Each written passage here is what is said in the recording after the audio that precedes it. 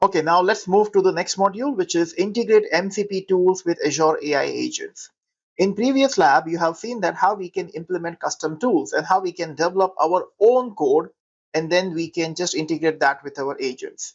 But this time we're going to see something which is called MCP. Undoubtedly, MCP, which is stand for Model Context Protocol, is one of the most important thing for enterprises which are focusing on developing agentic AI solutions. Why this? Well, MCP is actually serving a lot of important things in one single protocol. Now, let me tell you one thing. MCP is a protocol developed by Anthropic. Anthropic is the same company which maybe you have heard about the Claude models, Claude Opus, Claude Haiku. So many Claude models are there. But Anthropic is the same company who has created and developed MCP protocol. And now every agentic AI solution and system is actually using MCP with that. Same way with Microsoft Azure also, we have a lot many MCP tools which are available, and we will use MCP tools in I think 5 or 6 different labs, including the lab of this particular module. Now let's just understand Model Context Protocol for AI agent first. Due to the course duration, I'm not going with very in-depth kind of an MCP explanation right now, but you can check out MCP detailed explanation on my YouTube channel and my other courses of skilltech.club website. Now, right now, I'm just showing you the official AI-103 course related weightage. And if you see here, we are simply comparing without MCP and with MCP kind of a differences here. Without MCP, when you're dealing with your AI agent, your tools are basically tightly coupled with your agent. And you can see for each tool which you're associating with your AI agent, you have to do manual setup. Basically, as a developer, we have to write a code for this and we have to write a code again and again and again. The tool logic and the tool association is something which is not reusable, not scalable, not flexible. And these all things are basically the need for MCP. With MCP integration, you will integrate once, and then there is one coolest feature of MCP which is available, which is known as dynamic tool discovery. MCP servers are basically going to have list of callable tools which are going to be provided to your agent as a tool catalog. It's going to provide the, you know what, we have multiple tools available for you to call, and then you can choose which tools are going to be used by you.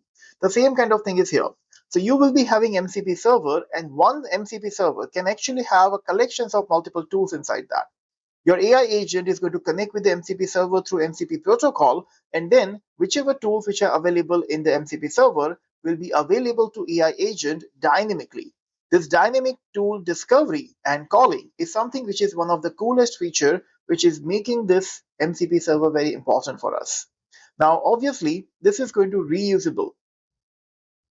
Now, obviously, this is going to make all these tools reusable, which means that if I need to develop few more agents later on, I can use and connect with the same MCP server, and that MCP server can provide these tools to multiple agents. So at one side, you're doing AI agent development. At the other side, you're going to have tools which are already available in MCP server.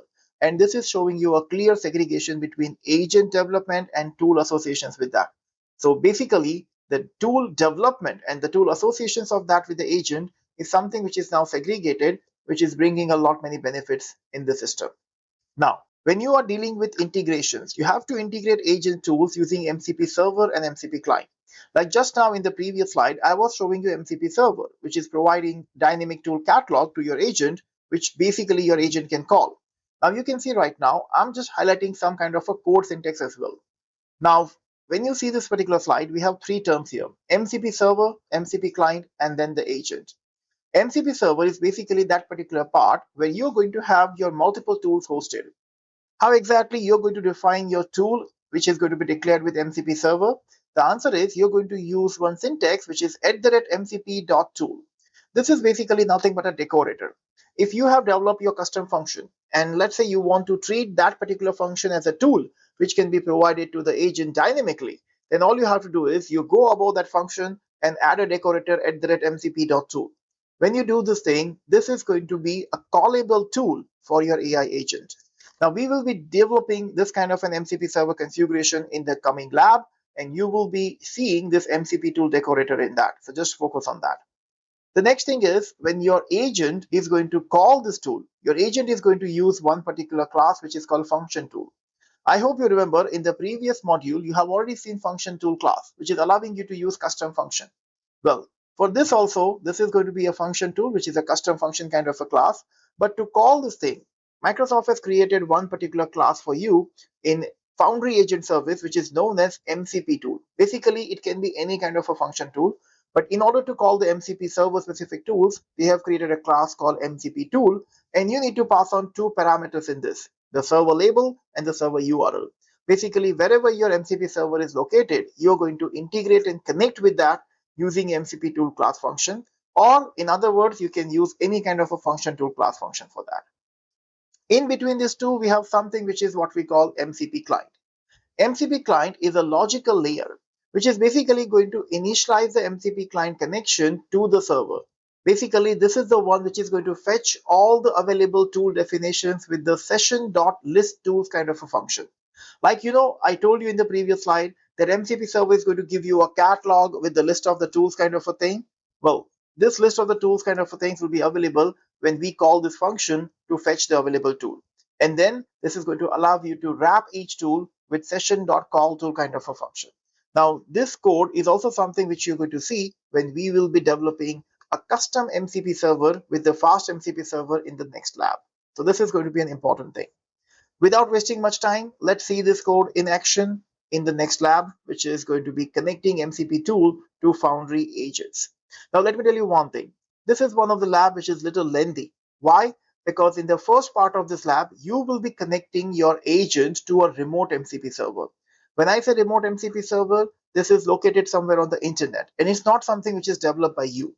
There are so many MCP servers which are available in the MCP marketplace. Even there are, I think, more than 20 plus MCP servers available from Microsoft side.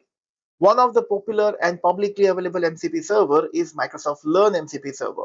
And I'm going to show you in the first part of the lab that how we can connect to the Microsoft Learn MCP server as a remote MCP server. Once we understood that thing, then we will be focusing on connecting a Foundry agent to custom MCP server tool, in which we will be building our own local MCP server, and then we will be connecting with that local MCP server using a MCP client configuration, which I have discussed in the previous slide. So you can just go through this lab, and I request you to please do this lab if you have a subscription available to you.